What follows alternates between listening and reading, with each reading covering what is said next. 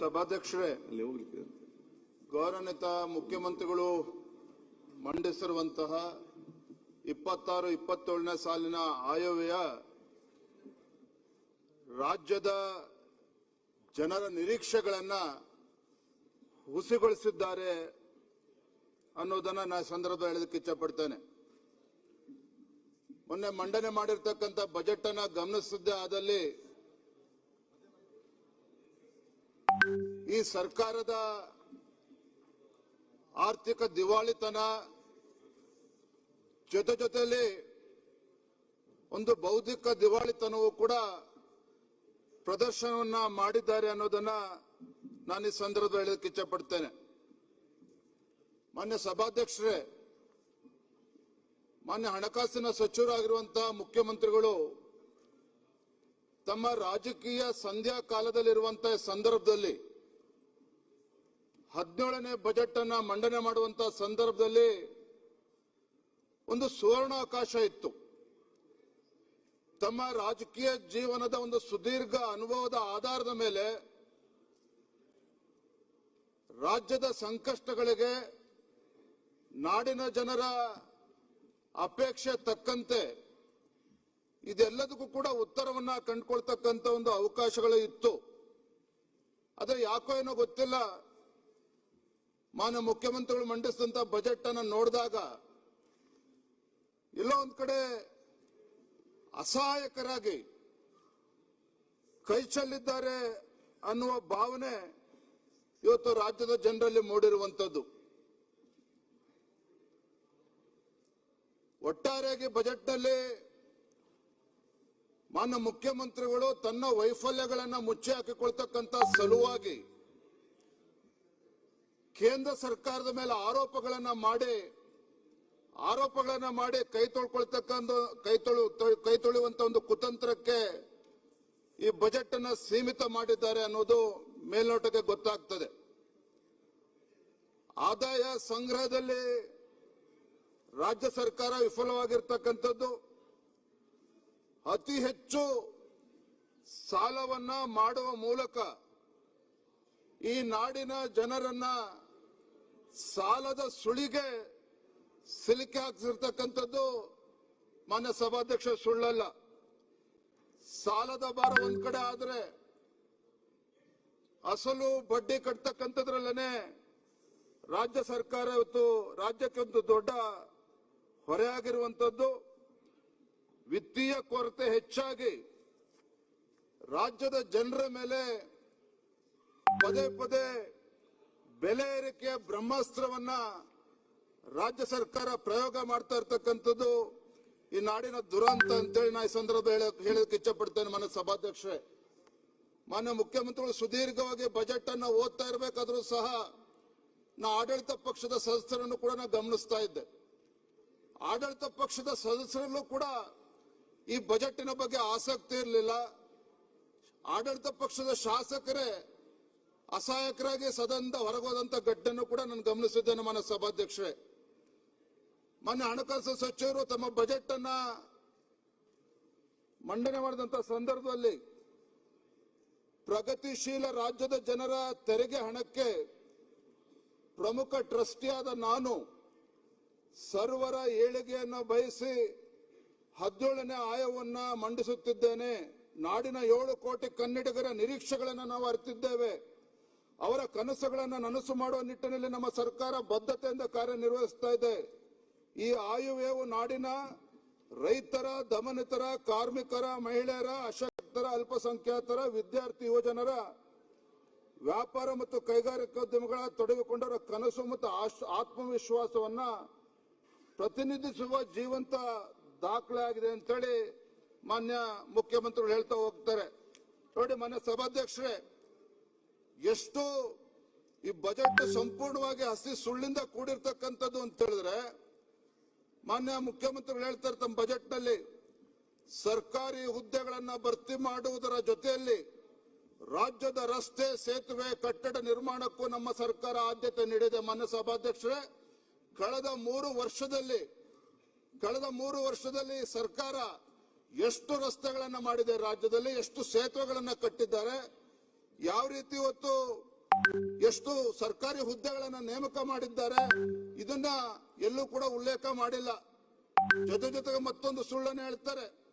ವಸತಿ ರಹಿತ ಮನೆಗಳು, ನಿರುದ್ಯೋಗಿ ಯುವಕರಿಗೆ ಸ್ವಯಂ ಉದ್ಯೋಗಗಳನ್ನ ಕಲ್ಪಿಸಿಕೊಡಲು ಹೆಚ್ಚಿನ ಪ್ರಾಮುಖ್ಯತೆ ನೀಡುತ್ತಿದ್ದೇವೆ ಅನ್ನೋ ಮಾತನ್ನು ಕೂಡ ಹೇಳ್ತಾರೆ. ಅಂದ್ರೆ ಬಜೆಟ್ ನಲ್ಲಿ ಸಂಪೂರ್ಣವಾಗಿ ಇದನ್ನು ನೋಡ್ತಾ ಹೋದ್ರೆ ಒಂದು ರೀತಿ ಕಟ್ಟುಕತೆ, ಸುಳ್ಳಿನ ಒಂದು ಅಂಶಗಳಿಂದ ಈ ಬಜೆಟ್ ಕೂಡಿದೆ ಅನ್ನೋದನ್ನ ಮಾನ್ಯ ಸಭಾಧ್ಯಕ್ಷನ ಸಂದರ್ಭ ಹೇಳಕ್ಕೆ ಇಚ್ಛಪಡ್ತೇನೆ. ಕಳೆದ ಕೆಲವು ವರ್ಷಗಳಿಂದ ಮಾನ್ಯ ಸಭಾಧ್ಯಕ್ಷ 2-3 ವರ್ಷಗಳಿಂದ ಹಲವಾರು ಬಾರಿ ಕೇಂದ್ರ ಸರ್ಕಾರ ರಾಜ್ಯಕ್ಕೆ ಅನ್ಯಾಯ ಮಾಡ್ತಾ ಇದೆ, ಕೇಂದ್ರ ಸರ್ಕಾರ ರಾಜ್ಯಕ್ಕೆ ಮಲತಾಯಿ ಧೋರಣೆ ತೋರಿಸ್ತಾ ಇದೆ, ನಮ್ಮ ತೆರಿಗೆ ನಮ್ಮ ಹಕ್ಕು, ಈ ವಿಚಾರಗಳನ್ನ ಸಾಕಷ್ಟು ಬಾರಿ ಸದನದಲ್ಲೂ ಕೂಡ ಪ್ರಸ್ತಾಪ ಆಗಿದೆ, ಸದನದ ಹೊರಗಡೆನೂ ಕೂಡ ಪ್ರಸ್ತಾಪ ಆಗಿದೆ. 100 ಬಾರಿ ಹೇಳಿದ್ದಾರೆ. ಜಾಹೀರಾತುಗಳನ್ನು ಮುಖೇನೂ ಇವತ್ತು ರಾಜ್ಯದ ಜನರಿಗೆ ಅಡ್ಡದಾರಿಯಲ್ಲಿ ತೆಗೆದುಕೊಂಡು ಹೋಗ್ತಕ್ಕಂಥ ಕೆಲಸವನ್ನ ಈ ರಾಜ್ಯ ಸರ್ಕಾರ ಮಾಡಿರ್ತಕ್ಕಂಥದ್ದನ್ನ ನನ್ನ ಸಂದರ್ಭ ನೆನಪು ಮಾಡಿಕೊಡೋದಕ್ಕೆ ಇಷ್ಟಪಡ್ತೇನೆ. ಮಾನ್ಯ ಸಭಾಧ್ಯಕ್ಷೆ, ಏನ್ ಹೇಳ್ತಾರೆ ಇವರು? ಕರ್ನಾಟಕ ರಾಜ್ಯ ಕೇಂದ್ರ ಸರ್ಕಾರಕ್ಕೆ 100 ರೂಪಾಯಿನ ಕೊಟ್ರೆ ಕೇವಲ 15 ರೂಪಾಯಿ ಮಾತ್ರ ನಮ್ಮ ರಾಜ್ಯಕ್ಕೆ ಕೊಡ್ತಾ ಇದ್ದಾರೆ, ಅನ್ಯಾಯ ಮಾಡ್ತಾ ಇದ್ದಾರೆ ಅಂತ ಹೇಳಿ ನಾನಾ ರೀತಿ ವಿಶ್ಲೇಷಣೆಗಳು ನಡೀತಾನೆ ಇದೆ. ನಾನು ಇವತ್ತು ಈ ಸದನದ ಮೂಲಕ ನಾನು ಕೆಲವು ಅಂಶಗಳನ್ನ, ಅಂಕಿ ಅಂಶಗಳ ಜೊತೆಗೆ ಇವತ್ತು ಬೆಳಕನ್ನು ಚೆಲ್ತಕ್ಕಂಥ ಪ್ರಯತ್ನ ನಾನು ಮಾಡ್ತೇನೆ. ಸಭಾಧ್ಯಕ್ಷರೇ, ಇವತ್ತು ಕಾಂಗ್ರೆಸ್ ಸರ್ಕಾರ ಇವತ್ತು ಏನು ಎಷ್ಟು 4.3 ಲಕ್ಷ ಕೋಟಿ ಇವತ್ತು ಕೇಂದ್ರಕ್ಕೆ ಕಳಿಸ್ಕೊಡ್ತಾ ಇದ್ದೇವೆ ಅನ್ನೋ ಮಾತನ್ನ ಹೇಳ್ತಾ ಇದ್ದಾರೆ. ಆದ್ರೆ ಇದರಲ್ಲಿ ಡೈರೆಕ್ಟ್ ಟ್ಯಾಕ್ಸಸ್, ಇಂಡೈರೆಕ್ಟ್ ಟ್ಯಾಕ್ಸಸ್ ಇವತ್ತು ಎಲ್ಲದನ್ನು ಕೂಡ ಪರಿಗಣಿಸಿ ಇವತ್ತು ಒಪ್ಕೊಳ್ತಾನೆ. ಇವತ್ತು ಕರ್ನಾಟಕದ ಸೆಕೆಂಡ್ ಲಾರ್ಜೆಸ್ಟ್ ಸ್ಟೇಟ್, ಇವತ್ತು ಅತಿ ಹೆಚ್ಚು ಟ್ಯಾಕ್ಸ್ ಅನ್ನ ಕೊಡ್ತಕ್ಕಂಥ ರಾಜ್ಯ ಕರ್ನಾಟಕ. ಮಹಾರಾಷ್ಟ್ರ ನಂತರದಲ್ಲಿ ಕರ್ನಾಟಕವು ಕೂಡ ಕರ್ನಾಟಕ 2ನೇ ಸ್ಥಾನದಲ್ಲಿ ಇರ್ತಕ್ಕಂಥದ್ದು. ಸರಿಸುಮಾರು 4.3 ಲಕ್ಷ ಕೋಟಿಯಷ್ಟು ಸೆಂಟ್ರಲ್ ಪೂಲ್ಗೆ, ಅದು ಇನ್ಕಮ್ ಟ್ಯಾಕ್ಸ್ ಇರ್ಬೋದು, ಕಾರ್ಪೊರೇಟ್ ಟ್ಯಾಕ್ಸ್ ಇರ್ಬೋದು, ಸೆಂಟ್ರಲ್ GST ಇರ್ಬೋದು, ಇವೆಲ್ಲವನ್ನು ಕೂಡ ಒಳಗೊಂಡಂತೆ 4.3 ಲಕ್ಷ ಕೋಟಿಯಷ್ಟು ಸೆಂಟ್ರಲ್ ಪೂಲ್ಗೆ ಹೋಗ್ತಕ್ಕಂಥದ್ದು. ಆದ್ರೆ ನಾವು ಗಮನಿಸಬೇಕಾಗಿರ್ತಕ್ಕಂಥ ಅಂಶ ಏನಂದ್ರೆ ಮಾನ್ಯ ಸಭಾಧ್ಯಕ್ಷರೇ, ಇವತ್ತು ಬೆಂಗಳೂರು ಮಹಾನಗರ, ಇವತ್ತು ನಮ್ಮ ರಾಜ್ಯದ ಪ್ರತಿಷ್ಠಿತ ಸಂಸ್ಥೆಗಳಾಗಿರ್ತಕ್ಕಂಥ ಇನ್ಫೋಸಿಸ್ ಇರ್ಬೋದು, ವಿಪ್ರೋ ಇರ್ಬೋದು, ಈ ರೀತಿ ಬೇರೆ ಬೇರೆ ಮಲ್ಟಿನ್ಯಾಷನಲ್ ಕಂಪನಿಗಳು ಅನೇಕರು ಏನಿದ್ದಾರೆ, ಇದು ಬೆಂಗಳೂರು ಅಂತಕ್ಕಂಥದ್ದು ಹೆಡ್ ಕ್ವಾರ್ಟರ್ಸ್ ಮಾತ್ರ. ಆದ್ರೆ ಈ ಕಂಪನಿಗಳು ವ್ಯವಹಾರನ ಮಾಡ್ತಕ್ಕಂಥದ್ದು ಇಡೀ ದೇಶಾದ್ಯಂತ ಮಾಡ್ತಾರೆ, ಅಂತಾರಾಷ್ಟ್ರೀಯ ಮಟ್ಟದಲ್ಲೂ ಕೂಡ ಮಾಡ್ತಾರೆ. ವಿಶೇಷವಾಗಿ ನಮ್ಮ ದೇಶದಲ್ಲಿ ವ್ಯವಹರಿಸ್ತಕ್ಕಂಥ ಸಂದರ್ಭದಲ್ಲಿ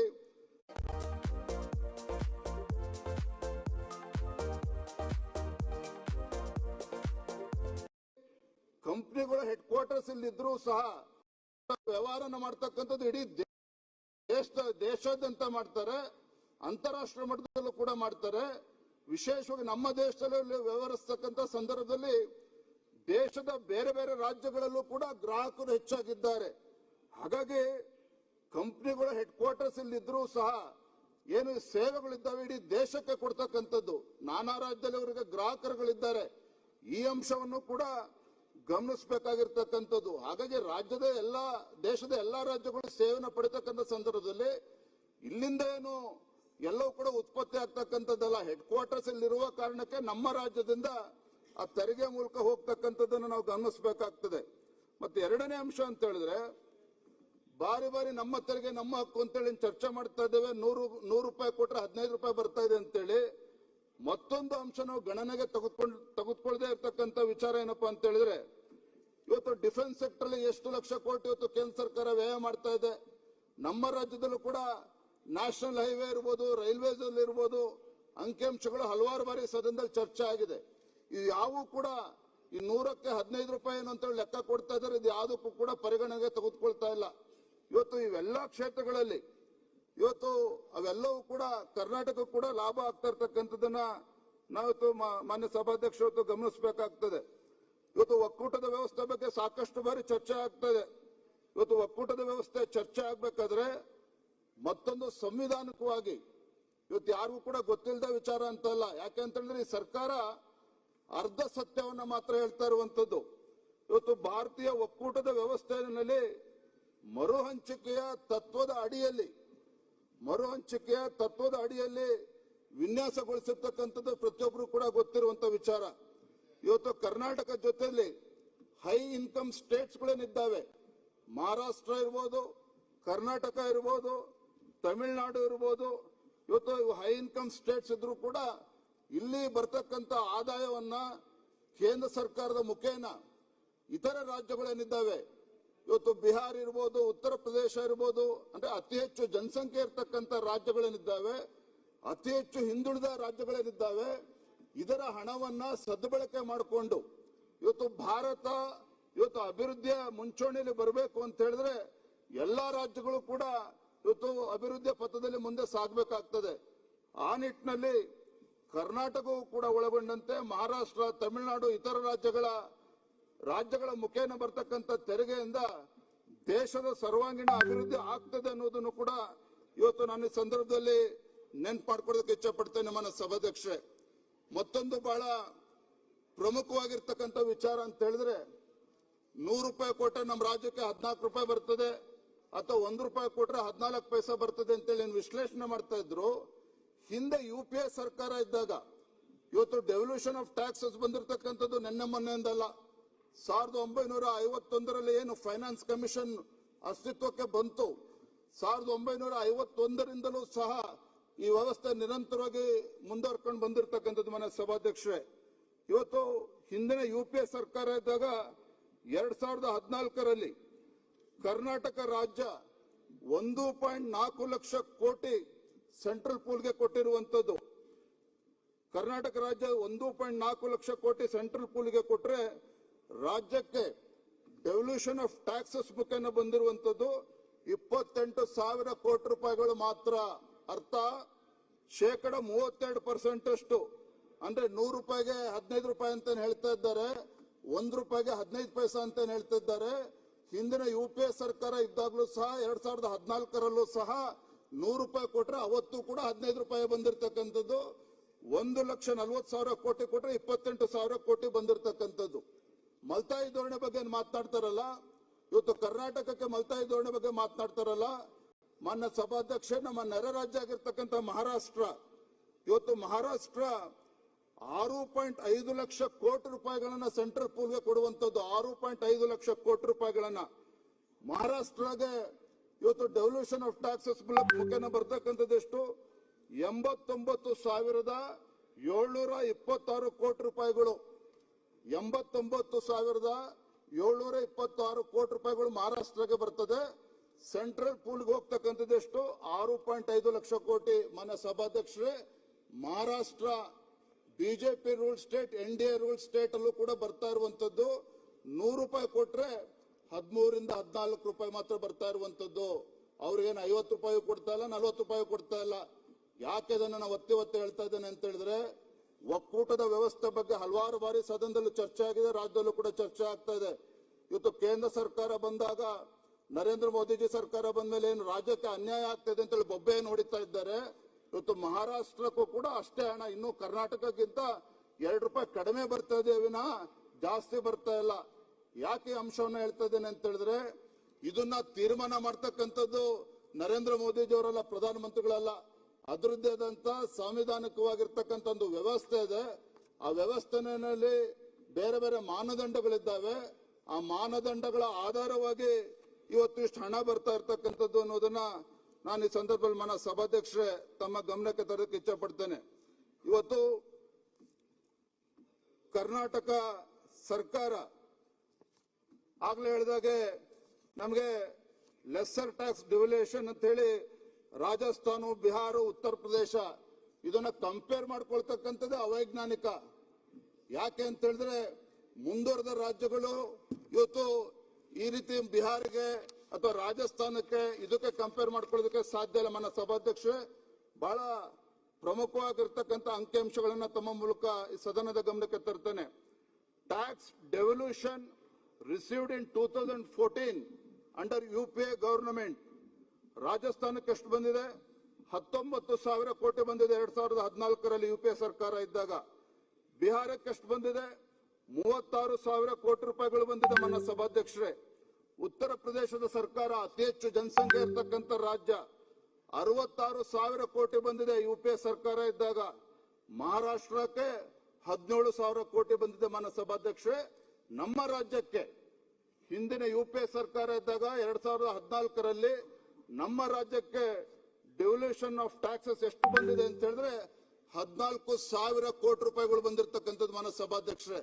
ಅದೇ 2026ರಲ್ಲಿ ಇವತ್ತು ರಾಜಸ್ಥಾನಕ್ಕೆ 94,000 ಕೋಟಿ ಬಂದಿದೆ, ಬಿಹಾರ ರಾಜ್ಯಕ್ಕೆ 1,50,000 ಕೋಟಿ ಬಂದಿದೆ, ಉತ್ತರ ಪ್ರದೇಶಕ್ಕೆ 1,60,000 ಕೋಟಿ ಬಂದಿದೆ, ಮಹಾರಾಷ್ಟ್ರಕ್ಕೆ 98,000 ಕೋಟಿ ಬಂದಿದೆ, ಕರ್ನಾಟಕಕ್ಕೆ 63,000ಕ್ಕೂ ಹೆಚ್ಚು ಕೋಟಿ ರೂಪಾಯಿಗಳು ಕರ್ನಾಟಕಕ್ಕೆ ಬಂದಿರತಕ್ಕಂಥದ್ದು. ನಾ ಯಾಕೆ ಅಂಶಗಳನ್ನ ಇವತ್ತು ಗಮನಕ್ಕೆ ತರ್ತಾ ಇದ್ದೇನೆ ಅಂತ ಹೇಳಿದ್ರೆ, ಅವತ್ತು ಕೂಡ ಕೇಂದ್ರ ಸರ್ಕಾರ ಅಥವಾ ಹಿಂದಿನ ಯುಪಿಎ ಸರ್ಕಾರ ರಾಜ್ಯಕ್ಕೆ ಅನ್ಯಾಯ ಮಾಡಿದೆ ಅಂತ ಹೇಳ್ತಾ ಇಲ್ಲ.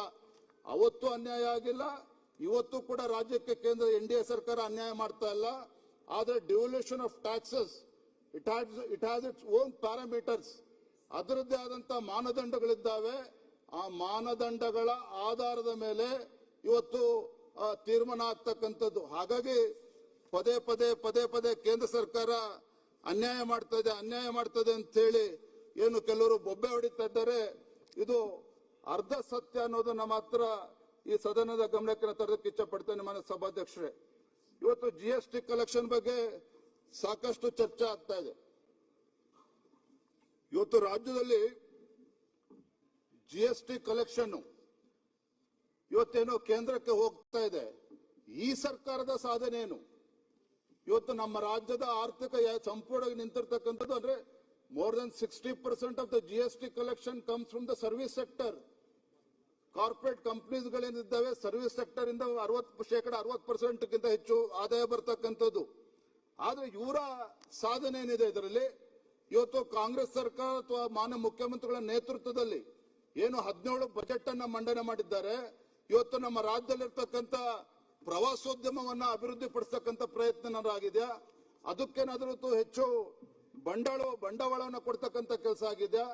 ಈ ಸರ್ಕಾರದ ಏಕೈಕ ಸಾಧನೆ ಏನಪ್ಪಾ ಅಂತ ಹೇಳಿದ್ರೆ, ತನ್ನ ರಾಜಸ್ವವನ್ನ ಹೆಚ್ಚು ಮಾಡ್ಕೊಳ್ಳೋದಕ್ಕೆ ಇವತ್ತು ರಾಜ್ಯದಲ್ಲಿ ಹೆಚ್ಚು ಅಬಕಾರಿ ಇಲಾಖೆ ಟಾರ್ಗೆಟ್ ಅನ್ನ ಜಾಸ್ತಿ ಮಾಡಿ 45,000 ಕೋಟಿ ಮಾಡಿ ರಾಜ್ಯದ ಜನರಿಗೆ ಕುಡಿಸೋದನ್ನ ಹೆಚ್ಚು ಮಾಡಿಸಿ ಆದಾಯ ಜಾಸ್ತಿ ಮಾಡಿಕೊಂಡಿದ್ದಾರೆ ವಿನಃ ಈ ಸರ್ಕಾರದ ಸಾಧನೆ ಏನೂ ಇಲ್ಲ ಅನ್ನೋದನ್ನ ಮಾನ್ಯ ಸಭಾಧ್ಯಕ್ಷರು ಇವತ್ತು ತಮ್ಮ ಗಮನಕ್ಕೆ ನಾನು ತರಲಿಕ್ಕೆ ಇಚ್ಛೆ ಪಡ್ತೇನೆ. ಮಾನ್ಯ ಸಭಾಧ್ಯಕ್ಷರೇ, ಇವತ್ತು ಮತ್ತೊಂದು ವಿಚಾರ, 100ಕ್ಕೆ 15 ರೂಪಾಯಿ ಬಗ್ಗೆ ಚರ್ಚೆ ಮಾಡ್ತಕ್ಕಂಥವ್ರು ಇವರು.